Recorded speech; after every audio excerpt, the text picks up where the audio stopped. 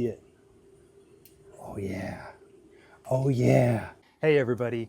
I know a lot of you recently followed me because you bought one of these VEVOR kilns and you wanted information on like how to fire it, firing schedules, what to do and all that stuff. And I can't believe this, but I've been doing some testing. I've been trying to get the frozen pond technique done with this kiln, and I came upon some really surprising results. In my first video I did, I thought that it fired a little hot, and I watched several other YouTubers videos and they all said the same thing. I think it fires a little hot. Well, I got some cones and I figured out how hot it fires and I could not believe it. So I want to show you inside the kiln real quick.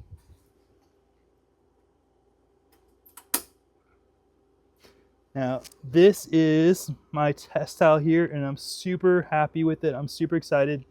Got that good looking frozen pond, and that's the cone right there. That's the perfect cone 6, and you would not believe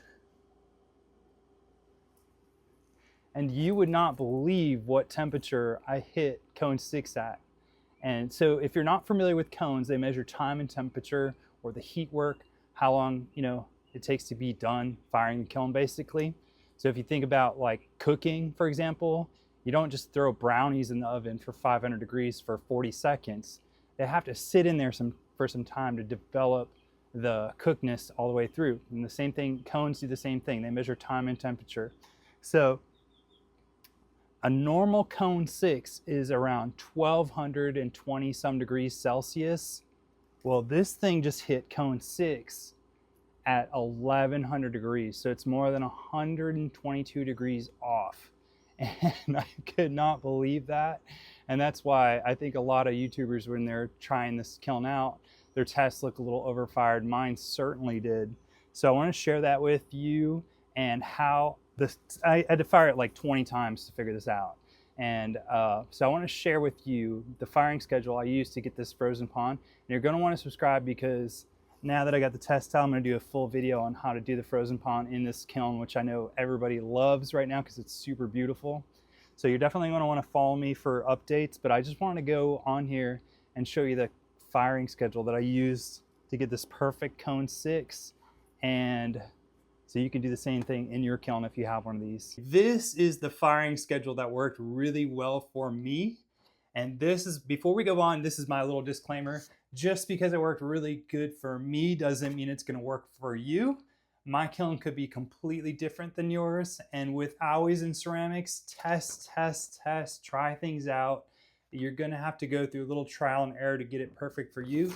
But I'm guessing that it's probably going to work pretty close for you. Might need to tweak it a little bit. So let's go through the firing schedule, what we did and why we did it, so it makes sense for that. Now, in pottery, if this is your first time firing, if you've never fired a kiln before, or this is the first time firing it alone, when pottery, if you go too fast, boom, it's bad. It's not fun. It's really not fun. So it's always okay to go a little slower at this beginning part, and probably not okay to go too much longer on the end part, because if you go fire too long, you're going to cook it too much. But at this beginning part, if you go a little slower, and if I say do 10 minutes and you do 30 minutes at that first hold, that's no problem. Okay, it's easier to go slower and not blow your stuff up than it is to go too fast and then blow yourself. Nobody likes that, right?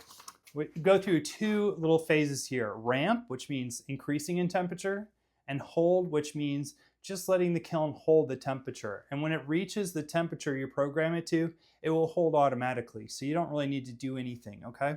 So the first ramp, we're gonna ramp up to 80 degrees.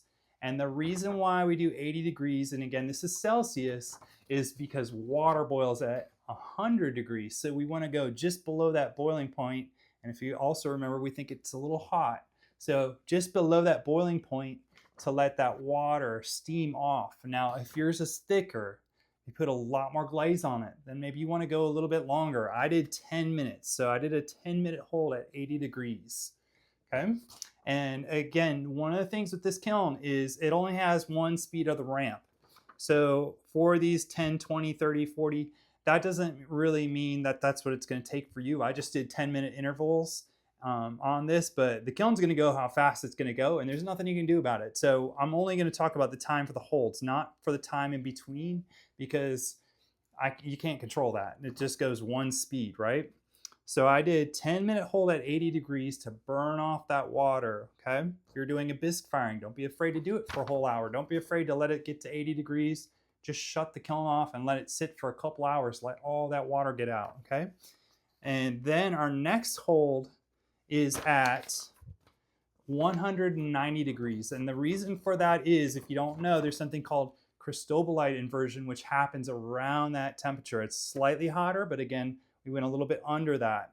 So we want to go up to that cristobalite inversion where the pot is susceptible to thermal shock, especially if you have something that's vitreous in the kiln. And if you watch my first video on the kiln, I blew up the cookie. I still can't believe I blew up the cookie, but the cookie was already fired to vitrification, so it was very susceptible to that thermal shock at the cristobalite inversion, which is around 200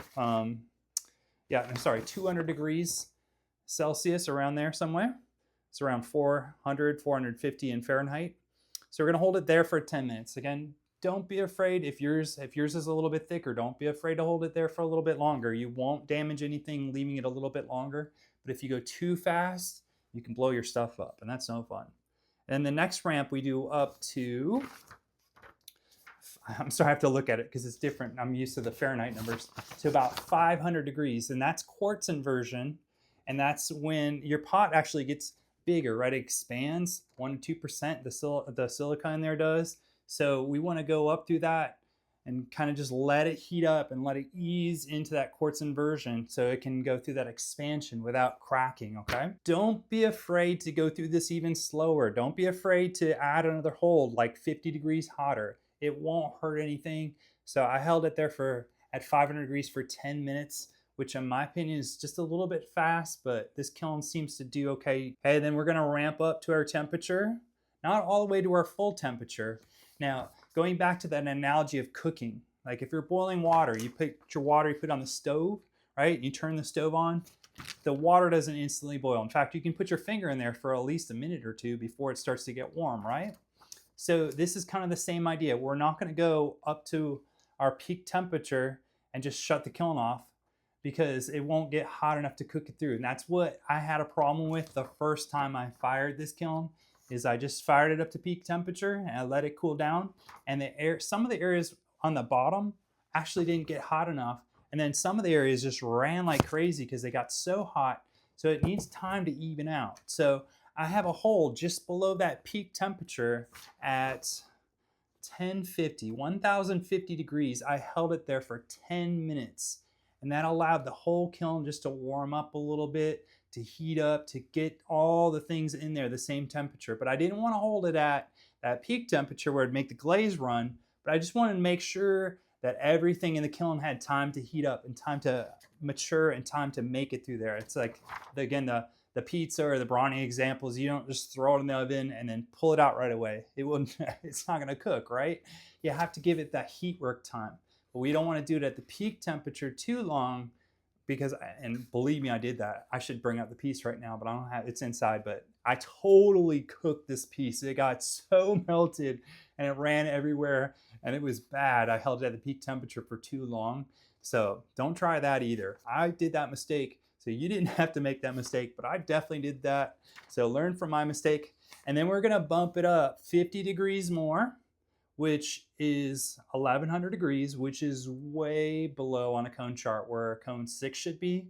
But I was peeking at the cones, watching the cones, open the door, looking at the cones, and mine was starting to bend at that cone 6, at that 1100 degrees. It was starting to bend. And I held it there for 10 minutes, 10-minute hold, and it got to the perfect 90 degrees on our little, I had no idea that you could print these out online, but you can get these little Orton self-supporting cone guides. They're kind of cool. And you put your cone in there. You didn't know this. I didn't know this. I've been doing ceramics my whole life. I didn't know this till like yesterday. But you put your cone right there and you can tell what angle it's at and if it's at the perfect cone 6. So I found that 1100 degrees for 10 minutes knocked the cone down perfect, right to that 90 degrees, no more, no less. It was exactly perfect. I was very happy with that. And the results of my test towel, I'm pretty stoked. I think that looks really good. Hopefully you can see that. I'm gonna give it a moment to focus. Hopefully you can see that I was very pleased with the frozen pond action on this test towel. Again, this is porcelain, and I was pretty darn happy with that. I want to give you my most sincere thank you for watching. I really appreciate all those comments, all the excitement, all the positivity you guys send me in every video. If you haven't gone back and watched that raku video yet I did with this kiln, it was so much fun. I had such a good time doing it, and the pots turned out, I was extremely pleased with the way the pots turned out.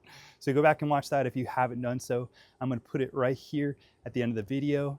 And also definitely subscribe, because we're going to be doing the full frozen pond video in a couple days when I get it finished. But we got these tests here and it's looking good. We had to go through a lot of failure to get there, but ceramics is hard. It's hard, and you have to like stick with it and just keep on going.